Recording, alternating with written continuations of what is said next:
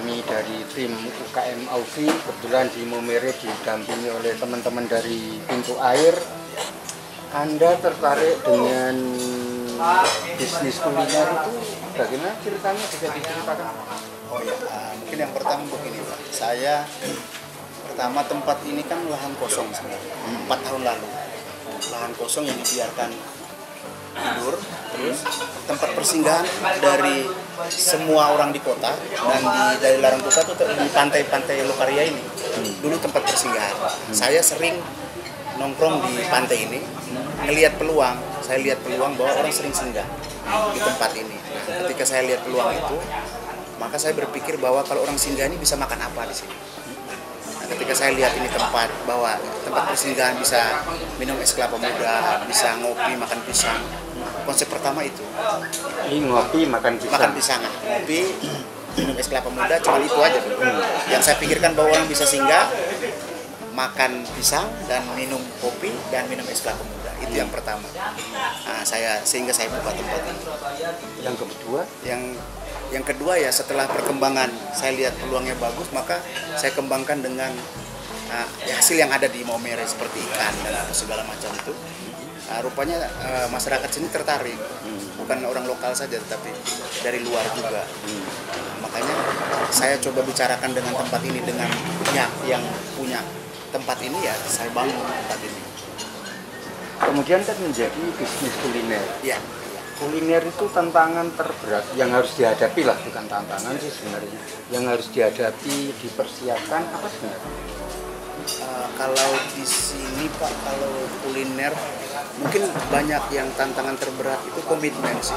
Komitmen dalam menjalankan bisnis. Seperti ini komitmennya bahwa ketika saya fokus pada satu titik, karena selama ini kan kita kerja tidak fokus.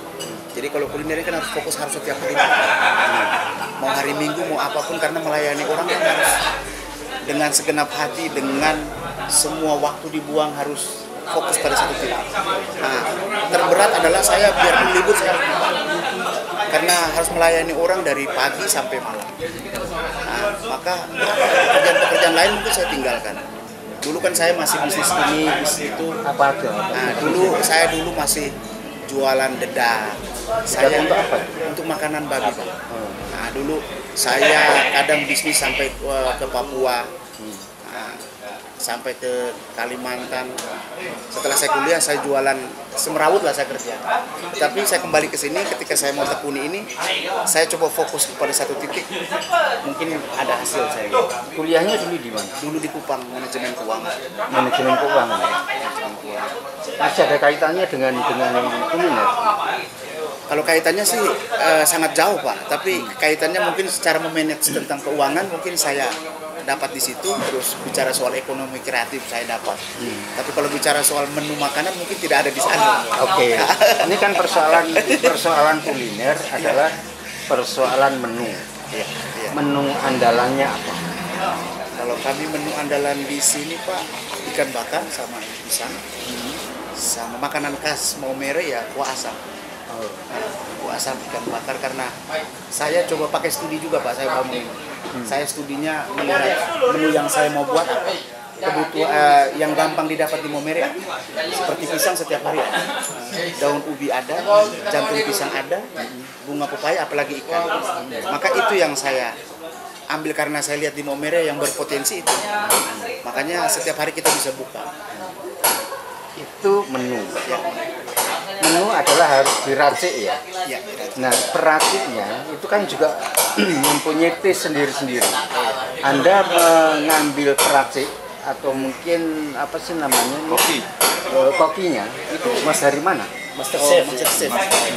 Jadi begini Pak, sebelum saya mengambil Master Chef-nya, saya sendiri yang saya bersama ibu, karena saya punya pengalaman dulu di Papua, karena kakak perempuan saya kan pernah mengurus satu restoran. Nah, saya belajar di sana.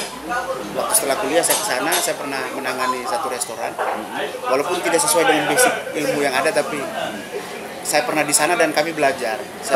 Di Papua restoran apa namanya? Di itu nama Hotel Cendrawasih, restoran Cendrawasih. Restoran Cendrawasih. Ya. Lalu di sana masakan khasnya apa? Di sana itu bilang kuah kuning dengan keladi, tidak beda-beda tipis lah dengan kita di sini. Di sana dengan keladi tumbuk, dengan kuah kuningnya, terus dengan ubi-ubian dibuatlah. Nah di sini hampir sama sebenarnya kuah asam, cuman bedanya kita di sini asamnya lebih dominan. Nah racikannya itu hampir sama itu Pak. Jadi saya membuka ini, saya dengan ibu duluan memasak. Setelah itu rupanya dicoba oleh konsumen dan mereka rasa cocok. Akhirnya kami kasih resep buat chef yang mau melamar di sini, kami kasih rumus. Nah setelah yang temen yang dikasih rumus, itu sudah sesuai dengan Anda punya tis ya? Iya sesuai. Berapa lama dia mempelajari itu? Sekitar tidak sampai 2 minggu. Nggak sampai 2 minggu? Iya. Mas, kalau andalannya tetap di peracik ya? Peracik ya, masakan ya? Seberapa besar Anda memberikan kepercayaan kepada si chefnya tadi? Mungkin kan tidak hanya satu orang. Untuk bumbu-bumbu itu kan juga tis tangan. Anda bisa bercerita itu? Oh ya, kalau itu Pak, saya sambil makan ya Pak ya. saya dengan ibu, kami tidak pernah menyembunyikan sesuatu. Yang jelas, kami selalu percaya pada karyawan dan semua. Jadi kalau rumusan bumbu dan apa segala macam, kami percaya 100% ke mereka. Kami tidak pernah bilang yang ini dirahasiakan, yang ini perlu ini, tidak Pak. Karena saya dengan ibu kami berkeyakinan bahwa soal rezeki kan masing-masing. Rezeki masing-masing, beda tangan ya pasti beda rasa. Kami juga mempercayakan ke semua karyawan itu, saya mempekerjakan mereka, saya juga kepingin mereka juga punya keahlian. Makanya saya sering berbagi ke mereka, kerja siapa tahu besok lusa sama seperti saya. Bisa buka rumah makan seperti ini.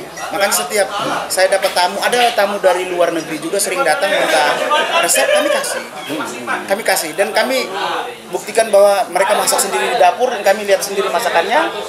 Tamunya boleh mencoba resep? Boleh.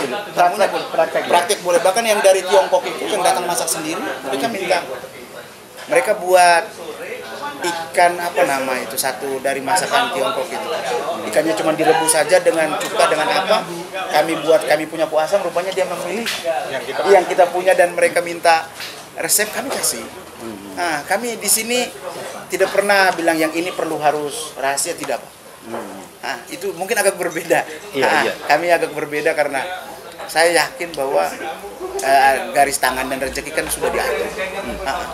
Anda memperlakukan konsumen, misalnya sebanyak ini, bagaimana Anda bisa melayani? Apakah mesti kalau ada konsumen, ada tamu lah ya, ada tamu itu Anda dampingi atau Anda jelaskan apa gitu? Oh iya, sering Pak. Saya sering karena tamu ini juga kebanyakan kami kenal, yang untuk di sini banyak kenalan. Nah, teman-teman ini terus ada yang teman baru datang, saya berupaya untuk berkomunikasi dengan mereka. Karena memang saya butuh banyak masukan. Kekurangannya apa, saya bisa tahu itu dari para konsumen. Dengan duduk cerita sering saya curi-curi untuk tanya bagaimana. Nah, kalau ada kurang apa saya evaluasi untuk karyawan, sehingga ilmu yang saya dapat banyak itu dari para pelanggan yang memberikan masukan. Walaupun tidak dengan satu kotak yang kotak saran, saya tidak pakai, saya langsung ke konsumen ya, langsung demi konsumen bisa saya tahu kurangnya di mana, apakah pelayan saya kurang yang ini, kurang yang itu, atau rasanya agak kurang, saya bisa tahu melalui saya komunikasi langsung. Anda karyawan berapa sekarang? Sekarang kalau yang sekarang ada 8. Ada 8. Sebelumnya ada nggak yang sudah Anda bimbing, lalu tadi kan dibolehkan untuk membuka usaha sendiri gitu ya? Ya. Anda yang Anda bimbing menjadi karyawan ini ada yang sudah? Belum Pak. Belum? Ya, karena usia kafe ini baru 4 tahun. Terus baru 4 tahun. Karyawan yang lama itu banyak yang berkeluarga. Jadi kita pergantian karyawan ini berganti-ganti. Jadi yang lain ada yang karena kebanyakan yang karyawan di sini kebanyakan bujang, belum berkeluarga. Hampir semua yang saya ambil ini keluarga. Keluarga Anda sendiri? Keluarga dari istri, keluarga dari saya. Artinya ada pertimbangan apa? Misalnya di samping ingin memberikan lapangan kerja ya, ada pertimbangan apa mengambil karyawan mitra kerja dari keluarga? Oh iya. Ini sebenarnya ini Pak, beban juga sih, beban moral karena pertama saya menjadi beban moral, saya membuka usaha ini di kampung halaman sendiri. Membuka pekerjaan di kampung halaman sendiri, sedangkan saya punya family dan ibu punya family juga, ada yang banyak yang tidak punya pekerjaan. Maka pertimbangan itu ya, karena memang latar belakang pekerjaan kurang, ekonomi juga lemah, maka saya berupaya dengan ibu kami menunjang keluarga dengan membuka usaha ini. Anda sudah punya cabang lain? Belum Pak. Belum. Sementara dipikirkan. Kaitannya Anda dengan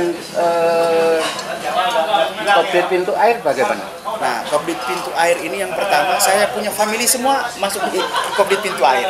Nah, keluarga, saya punya bapak, semua, saya punya kakak-kakak masuk di Pintu Air.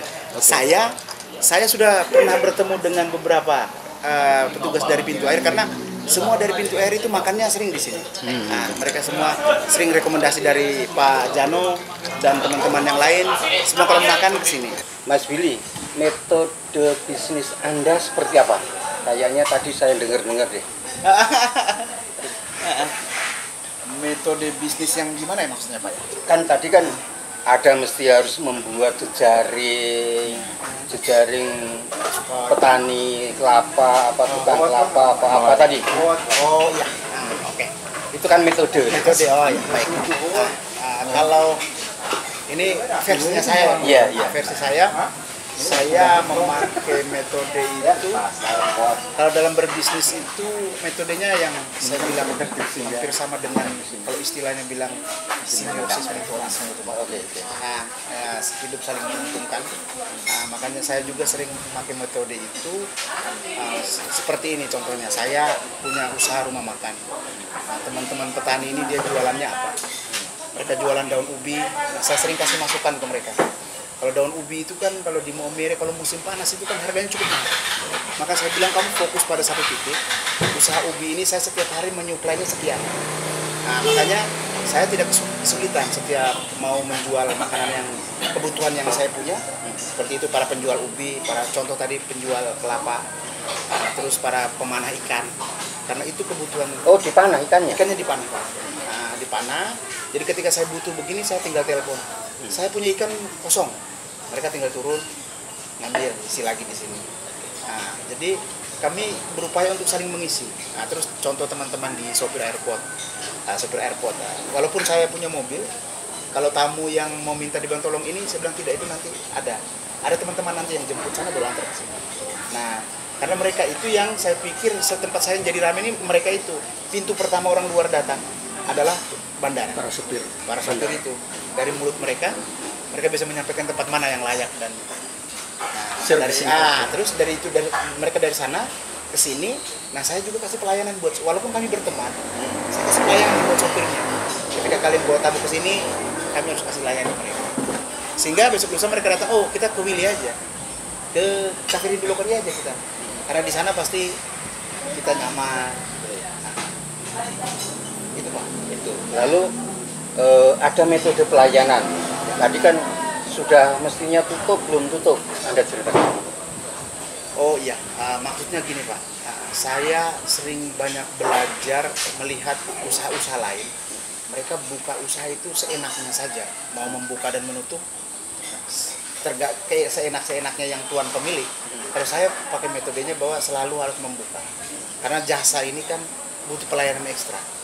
Maka saya biar tanggal merah pun saya tetap buka. Hari Minggu malahan di sini lebih full.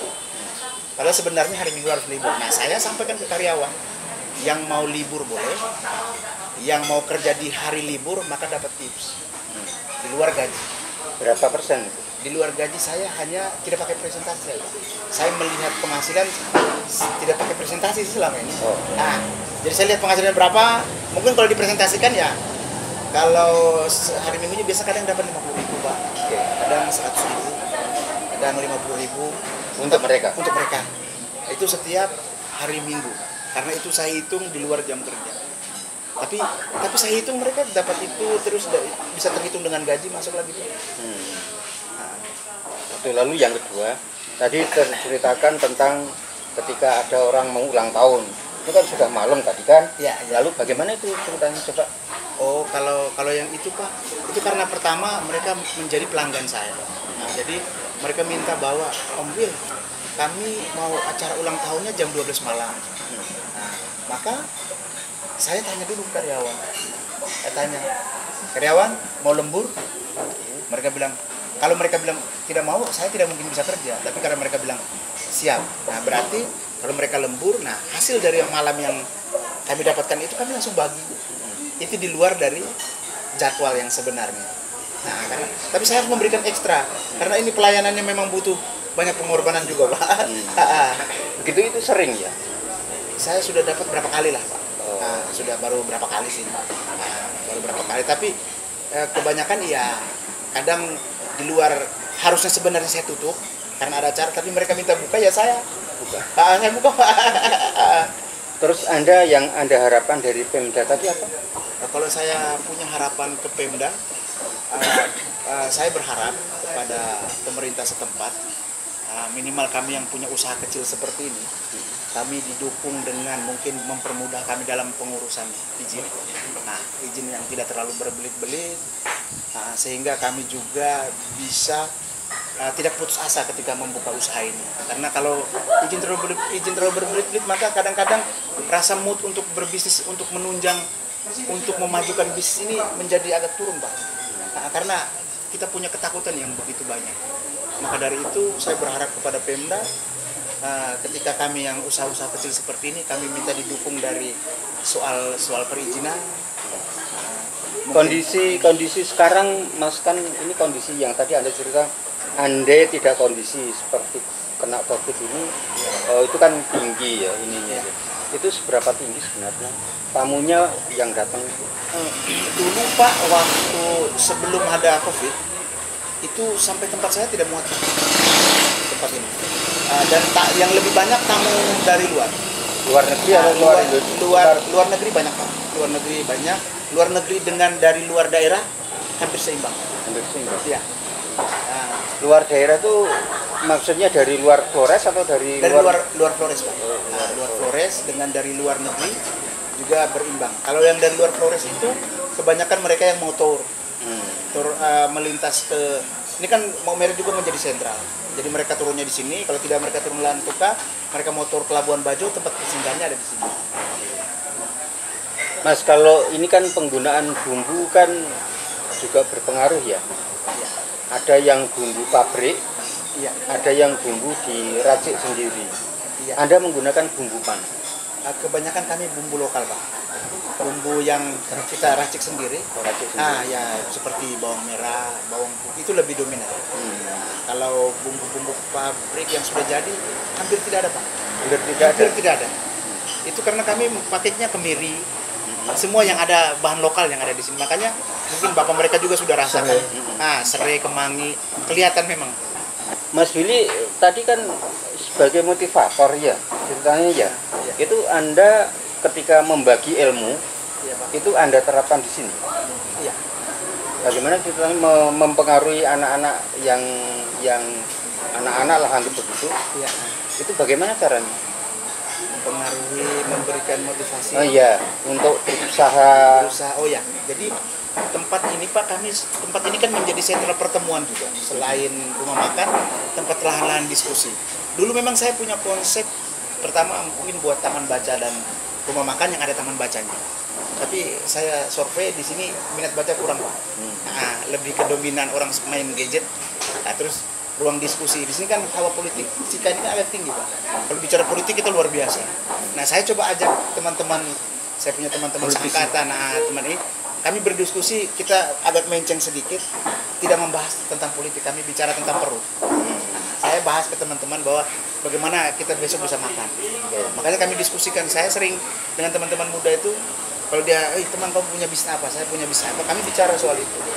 Nah, saya memberi contoh, karena mereka tahu dengan latar belakang saya yang dulunya ya sering minum mabuk, hanya bikin kacau, hanya gini-gini. Terakhir mereka melihat, saya ada perubahan. Mereka juga pasti bertanya. Nah, saya diskusikan dengan teman-teman, caranya begini. Nah, ini loh hasil dari saya merubah pola hidup. Terus saya berkomitmen merubah bahwa bisnis satu yang ini menjadi titik fokusnya ada di sini, hasilnya ini. Maka mungkin mereka mengukur dari hasil yang sudah ada, yang sudah berapa tahun ini mereka sudah mulai mengukur, oh Willy kok perubahannya. Ya karena memang saya berubah di satu titik. Karena kan kebanyakan begini Pak, mereka teman-teman berbisnis ini belum selesai langsung ngayalnya ke ini. Makanya saya tadi bilang di Bapak bahwa saya juga kepingin membuka cabang di tempat lain. Tetapi ketika tempat ini sudah sehat, maka saya mungkin harus ekspansi keluar. Ini kan pengakuan yang jujur, ya mabuk, ya preman juga gitu. Anda mulai sadar karena apa? Saya pikir begini Pak, saya mulai sadar ini, saya pikir mungkin pertama mungkin faktor usia, mungkin faktor usia. Yang kedua, saya juga sudah mulai merubah pola hidup itu ketika saya beristri Pak. Ketika saya beristri, karena berpikir bahwa kalau saya seperti itu terus, jadi apa nanti saya ke depan. Sehingga saya merubah pola ini, saya coba berusaha dengan usaha yang ada. Rupanya usaha ini juga menjanjikan. Dunia kuliner ini saya pikir memang kalau saya dipresentasikan bisnis yang sangat menjanjikan. Karena kalau dihitung secara matematis, untungnya lebih dari setengah Pak. Lebih dari 50%? Ya, lebih dari itu sudah kelihatan Pak. Makanya saya benar-benar tertarik ke bisnis ini, maka saya coba berusaha untuk menepis. Ada banyak tawaran-tawaran lain. Nah, ada banyak tawaran harus masuk ke dunia politik, ada masuk ini, tetapi saya bilang saya di sini. Ini tempat saya. Seberapa besar pengaruh istri terhadap kegiatan mendorong bisnis ini Mas? Kan kesadaran kan karena ada istri kan, ada keluarga. Sekarang putranya berapa, putrinya berapa, lalu seberapa besar pengaruh istri terhadap kegiatan ini? Cukup besar Pak, ini sekitar 80%, 90%, 100%. Bukan, dorongan jiwanya. Oh, dorongan semangatnya. Semangat besar Pak, cukup besar Pak. Ya cukup besar karena ibu kan guru. Nyonya? Iya, ibu kan guru SD. Oh, guru SD. Iya, bukan guru SD, maka dia sering membimbing anak-anak. Terus ibu kan sering mengarahkan. Kalau saya kan dulu sukanya hobi minum Pak, hura-hura dengan teman-teman, sering diarahkan. Jadi menjadi muridnya aja? Iya, jadi muridnya Pak. Habis kan kebanyakan hura-huranya dulu Pak. Karena kalau kami di Maumere ini Pak, dapat uang sedikit, nanti pestanya lebih banyak. Makanya mungkin kalau metode itu terus dipakai, mungkin saya tidak seperti inilah. Maka coba ditinggalkan sedikit, kami buat jadwal aja, buat hura-huranya, mungkin ada momen-momen tertentu lah. Ada sesuatu yang tertentu, mungkin selagi, mungkin dalam sebulan kita ambil satu hari untuk kita bisa. Kalau dulu kan tidak Pak. Bisa setiap saat. Bisa setiap saat Pak dulu Pak. Kalau sedikit-sedikit ada uang sedikit nih minum lah. Ada uang sedikit nih kita bakar ini. Terakhir nggak menyimpan kita aja. Tidak ada perubahan ini Pak. Putra berapa Mas? Belum Pak, saya baru menikah 3 tahun yang lalu. Oh, baru 3 saya tahun menikah ya? di tempat ini, kafe ini. Mbak, tadi ini kan Masnya kan katanya dulu pemabuk nih, terus Anda kan guru. Bagaimana Anda ngajarin yang orang pemabuk ini? Coba ceritakan. Sudah ngaku soalnya. Iya, silakan. Meluruskan ya. Coba gimana? Sering kasih masukan karena tidak ada fungsinya kalau hidup hanya untuk mabok saja, main kartu, berjudi. Ya. Jadi aku menyampaikan ke dia, kami kenal pertama itu waktu di ND. Ketemu pertama itu pas di pantai Riyadh. Jadi kebetulan lokasinya persis sama dengan ini. Menjadi rumahnya dong? Iya. Akhirnya sampai sini aku lihat tiap hari kerjanya jalan saja. Habis itu saya bilang, sayang bolehkah kita buka tempat biar kecil, kita buatkan kopi, pisang goreng, ya itu teh panas, tempat untuk orang duduk santai-santai begitu. Akhirnya dia muncul ide. Jadi jalan itu dulu belum menemukan hatinya apa ya? Iya. Belum menemukan hatinya apa ya? Sudah. Terus berapa lama Anda menyadarkan Mas Willy? Sebentar saja. Sebentar saja? Iya. Kok pintar banget?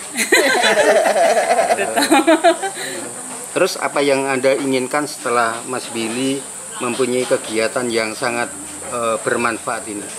Kan ke depan pasti masih ada cita-cita kan? Iya. Apa? Tidak, kami kebetulan belum ini toh.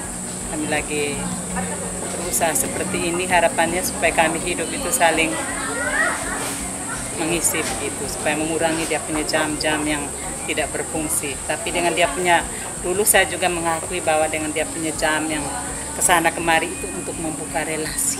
Oh, membuka relasi. Dia banyak menemukan teman-teman di sana, sehingga banyak temannya juga yang datang berkunjung ke sini. Itu juga saya sangat salut dengan dia punya. Jadi teman mabuknya dulu sekarang diajak ke sini semua dong? Banyak Banyak sekali, ya? ya. Mereka juga yang sering bawa tamu ke sini. Ada yang mabuk cinta enggak di sana? Tidak ada. Oh, enggak ada ya. Mabuk cintanya tidak ada.